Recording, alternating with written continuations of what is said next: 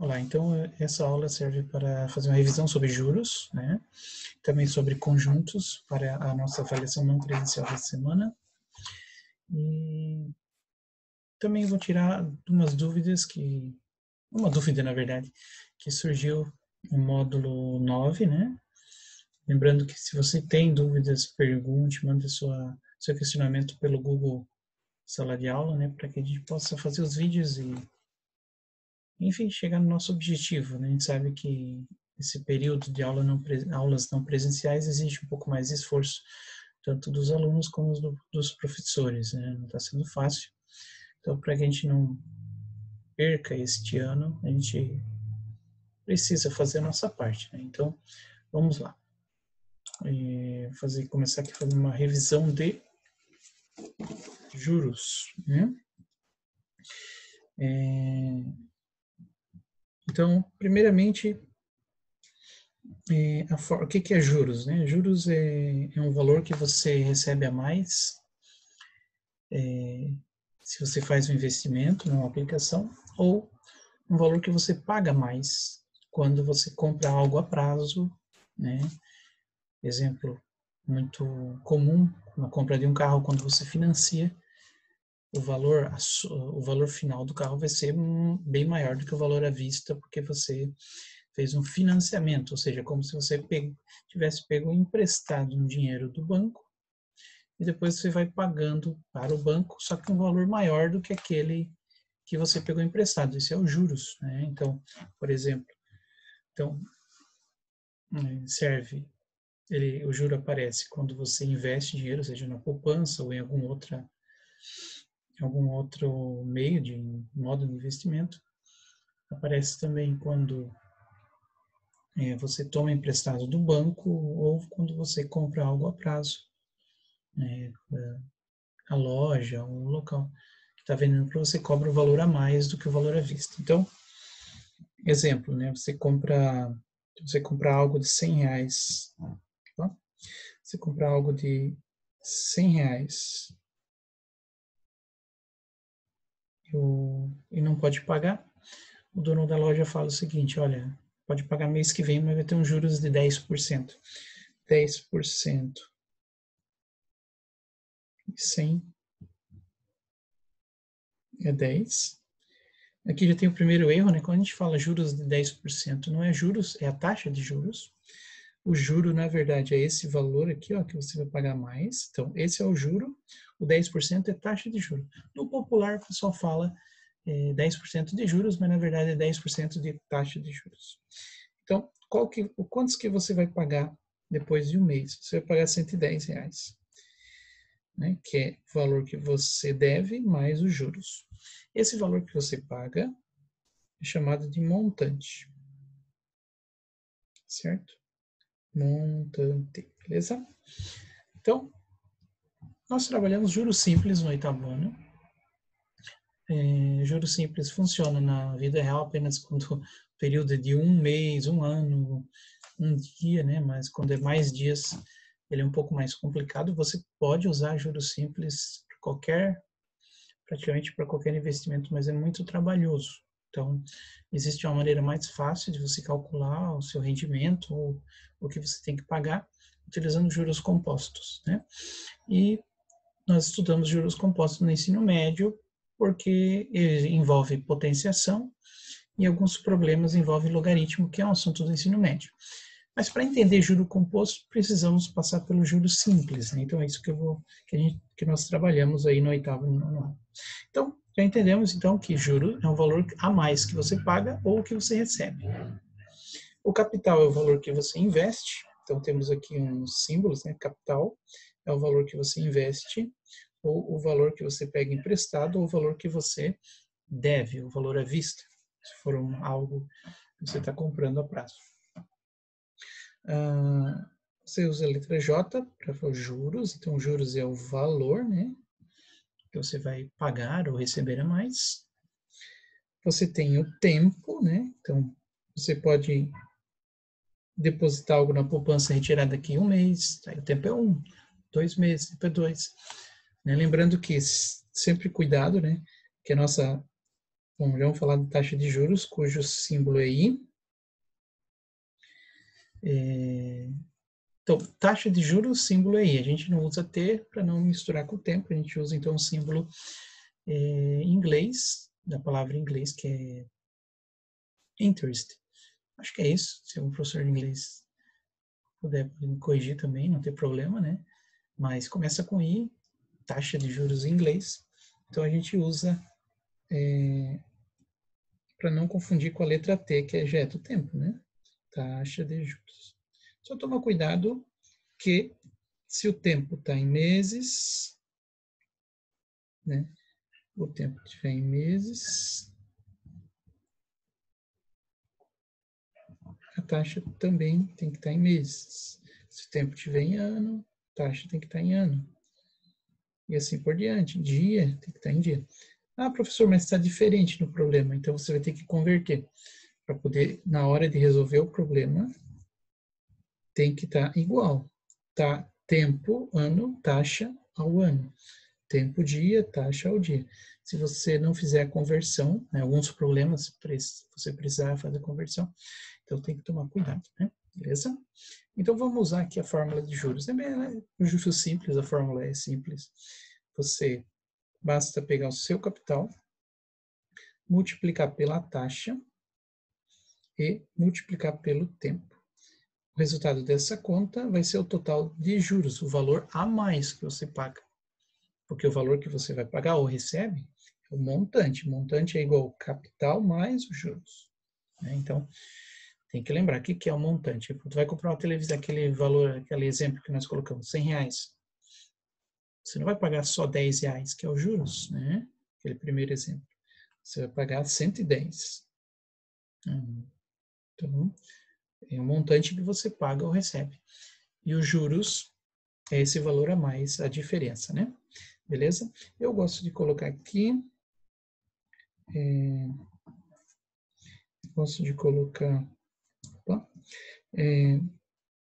a taxa já sobre 100, porque geralmente nos problemas ela vem na forma de porcentagem, então a gente coloca, tipo, 8%, eu coloco 8 sobre 100, né, que aquela revisãozinha aí do sexto ano, esse símbolo nada mais é do que 8% é 8 centésimos. Então, a porcentagem é uma forma de escrever o número, né? Você troca esse símbolo pelo 100. Então, por isso que é 8%, que é a mesma coisa que 8 sobre 100. Então, a gente já vai colocar assim, desse formato nos problemas. Então, primeiro problema, vamos pegar ali um empréstimo de R$200. Pegou R$200, então o capital é 200, certo? A taxa de 5% a um mês, um tempo de 3 meses. Pergunta aí qual é os juros e qual é o montante. Então, muito simples, você vai montar aquela formulazinha, né? Aqui, tempo, capital vezes taxa vezes o tempo. É isso. Substituindo, capital é 200 vezes 5%, ó, 5%, vezes o tempo que é 3. Resolvendo essa conta, eu posso dividir 200 por 100 aqui, ó. Estou dividindo 200 por 100, que já dá 2. E me sobra, então, só a continha de vezes. Estou dividindo, não estou cortando. Quando a gente fala em cortar zero, eu tenho que tomar cuidado. Cortar zero é dividir ou por 10, ou por 100, ou por 1000. Então, eu estou dividindo o número de cima pelo de baixo, eu posso fazer isso, que vai dar 2, dá 30. Então, o meu juros é de 30, certo? Então, esse é o juros. Temos aqui a resposta. R$30, estou falando de dinheiro. E o montante vai ser 200 mais 30, que é igual a R$230, certo? Muito bem. Então, esse é o tipo de problema mais simples que nós temos, né? Eu vou olhar aqui, se nos últimos módulos nós... deixa eu pegar aqui, ó, problema 4, quer ver? Vamos fazer o problema 4. Deixa eu anotar os dados. Uma pessoa aplicou. Deixa eu compartilhar com vocês aqui. Então, nesse problema 4 do módulo 9, módulo 9, a pessoa aplicou R$ 1.200, capital, aplicou R$ 1.200 a uma taxa de 2% ao mês. Muito bem. Durante 14 meses. Então, o tempo é esses 14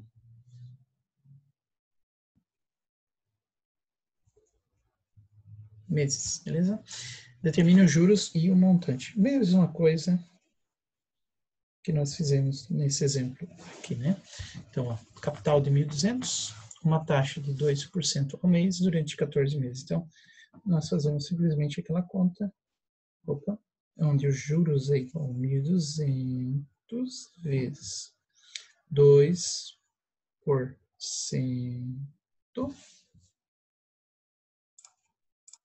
certo? Vezes 14. Fazendo essa conta, ó, vou fazer aquela divisão. Ó, esse número dividido por esse dá 12. Vezes 2 vezes 14.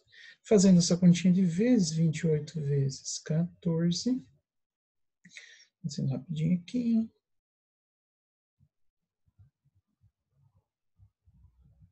Deu 392. Sempre é bom dar uma conferida, né? Ver se não erramos nada. É normal quando você faz rápido você fazer algum erro. E é simples, de multiplicação. Não é vergonha para ninguém. Se você fizer rápido, todo mundo pode errar, né? Mesmo que você saiba fazer. Então, fazendo aqui uma revisãozinha, 1.200 a capital, 2%, ok? 14 vezes, então, dividido, 12. 12 vezes 2 dá... 12 vezes 2 dá 20, ó, eu tenho um erro aqui, ó. 12 vezes 2 dá 24. Eita, sabia? Então, não foi de propósito. 24. Você sempre erra alguma coisa quando faço rápido, assim, né? Então, vamos arrumar, ó. Então, sempre que fizer um probleminha, seja uma prova, qualquer coisa de matemática, você deve conferir, principalmente as continhas de vezes, que é aquela coisa que a gente já sabe fazer, né?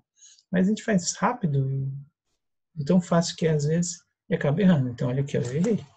24, 12 vezes 2, tá? 24, certo? É porque eu fiz mais, né? Fiz 12 mais 2, sei lá o que eu fiz.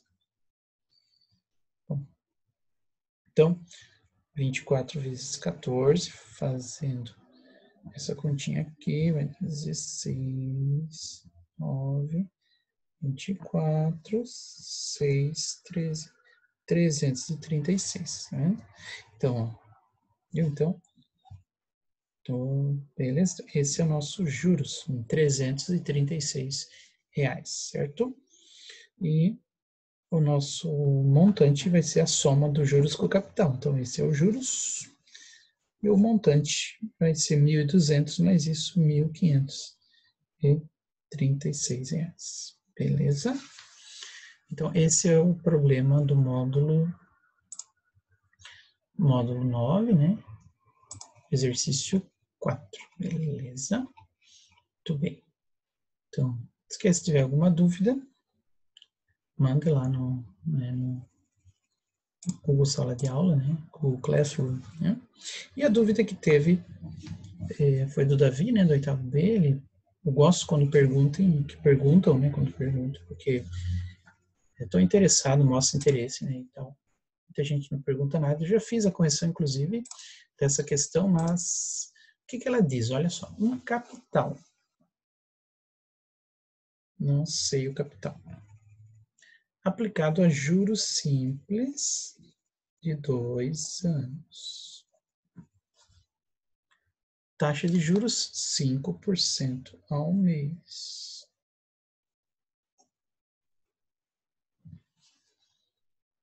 O montante 26.950. Qual é o capital? Realmente esse problema é um pouquinho mais complexo, né? Então vamos lá. Bom, já coloquei 2 vezes ali qual é o capital, né? Vou tirar aqui. Então, o que ele fez, né? Ele não informou o capital e nem os juros. ele formou um montante, né? Então, um capital aplicado durante 2 anos, 5% ao mês, gerou esse montante. Como é que nós vamos resolver isso, né? Então, primeiramente, nós temos que fazer essa conversão aqui. Lembra que eu falei no começo? A taxa está ao mês, então vamos transformar em mês. Um ano tem 12 meses, 2 anos, 24 meses. Então, este é o tempo, beleza? Beleza. O nosso capital vai ser o nosso X. Para quem, sempre que tiver qualquer fórmula e você está acostumado a trabalhar com X, você pode trocar então essa letra que você não conhece por X. Nós não temos os juros, porque nós vamos utilizar essa fórmula aqui, ó. Né? Nós vamos usar essa formulazinha aqui, certo? Só que, então, nosso capital é o X, a taxa é quantos? 5% ao mês, então 5%. Quantos meses? 24 meses, certo? Poxa, mas ele não deu nem os juros e nem o capital. Como é que eu vou resolver esse problema se estão faltando 2 letras? Bom, eu vou ter que usar o montante. Lembra que montante é igual a capital mais os juros. Se eu quero, no problema, descobrir o capital, basta eu fazer isso aqui, ó. Qual é o contrário, a operação inversa da conta de mais? É menos, certo? Então, o que eu faço? O meu C, lembra? O pessoal aprende, né? Trocou de lado, muda o sinal. Na verdade, não. Na verdade, a gente faz a operação inversa, né? Mas se você aprendeu assim, tudo bem. O C aqui é capital, lógico, positivo. Inverteu, ficou menos, né? A operação inversa da adição é subtração. Então, eu vou substituir isso aqui, ó, na minha fórmula. Em vez de eu escrever o J, eu posso escrever 26.950 igual a... Opa, tá faltando negócio. Menos C, né? Menos C. Vamos arrumar aqui. Menos C. O C, eu estou chamando de X, lembra que eu fiz a troca ali? Então, ele é o X também, né? O C foi trocado pelo X, então onde era para ser C, eu troco por X. E agora eu resolvo essa equaçãozinha, certo? Então, eu vou começar a resolvê-la, né? Primeira coisa, eu vou me livrar desse 100. Se ele está dividindo, ele passa multiplicando. Então, ele tem que multiplicar tudo que está do lado de lá. Vai ficar 26.950,0, que eu multipliquei por 100, menos 100x. Eu não posso multiplicar só o número, eu tenho que multiplicar todos. Desse lado, eu posso multiplicar aqui, ó. 5 vezes 24 vai dar 120. Então, tenho 120x. Certo? Porque foi o que sobrou do lado direito, né? Agora, o que eu faço? 2.695.000 é igual. E vai somar, tá vendo? Por quê? Porque a operação inversa de menos é mais. Somando, eu vou ter 220x. Certo? Aí eu vou ter 2.695.000 igual 220x. Da onde que vem esse 220? Estou passando esse número aqui, ó, o outro lado, somando. Se ele está diminuindo, a operação inversa é mais.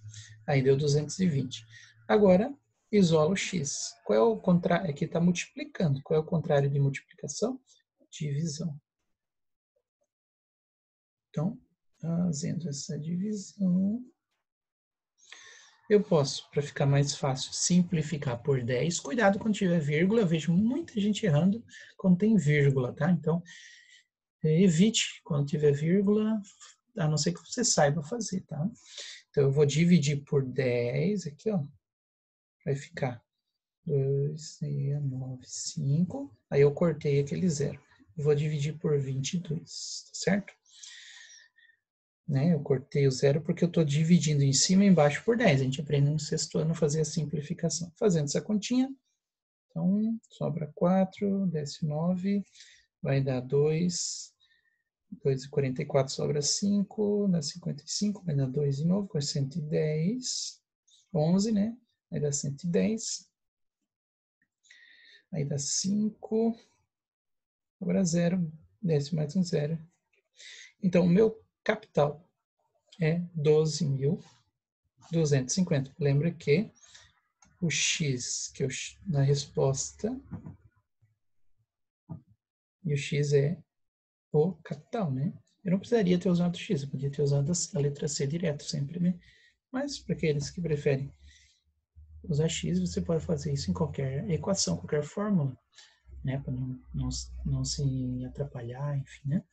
Beleza? Então, essa é a resposta da questão,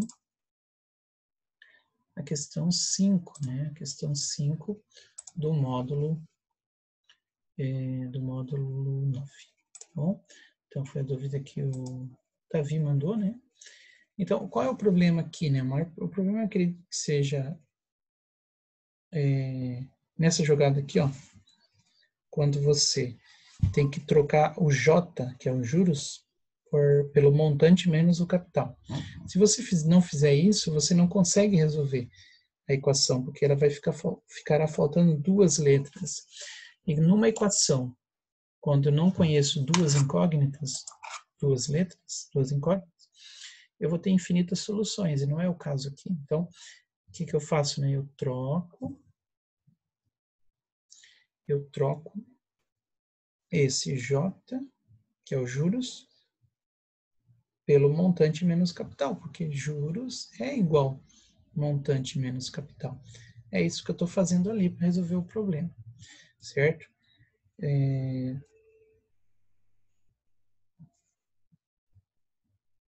Muito bem, então, aí na hora de resolver a equação, né, nós passamos o 100 multiplicando, porque está dividindo, então ele multiplica esse número, ele multiplica este número aqui, multiplica esse número aqui, por isso que deu 2 milhões, deu 100. Aí o 100, x, eu tenho que juntar x com x, né? Passo para o outro lado, somando, que está diminuindo, passa somando, fica 220. Aí o 220 está multiplicando, passa dividindo, eu fiz a divisão. Se eu não tivesse simplificado, ia dar o mesmo valor, tá certo? Então essa é a questão 5, tá? Beleza? 5 do módulo 9. Ok? Na questão 6, eu pensei que na questão 6 ele teria feito só o contrário ali, mas beleza? Então, joia. Agora, deixa eu dar uma olhada na prova de vocês essa semana. Tem a primeira questão, que eu já fiz um vídeo explicando, né? A segunda questão, que é de juros simples, bem tranquilo. A terceira questão está pedindo a taxa. E a última questão, estamos falando de conjuntos. Então, vou fazer uma revisãozinha rápida de conjuntos para a prova.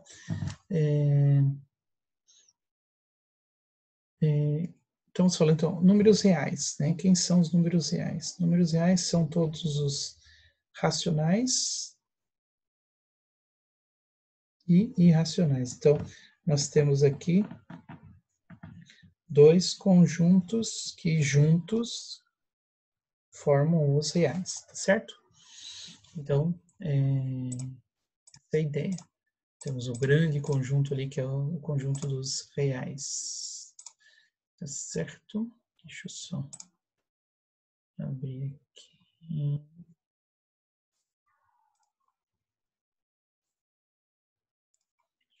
Só abrir aqui para ficar melhor. Isso. Cadê? Aqui. Então, deixa eu só.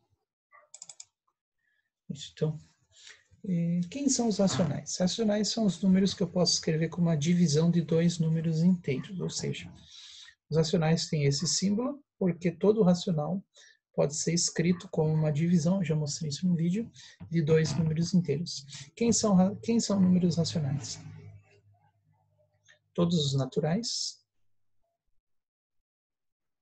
todos os inteiros, naturais são inteiros, né? Mas tem alguns inteiros que não são naturais, que são os números negativos, certo?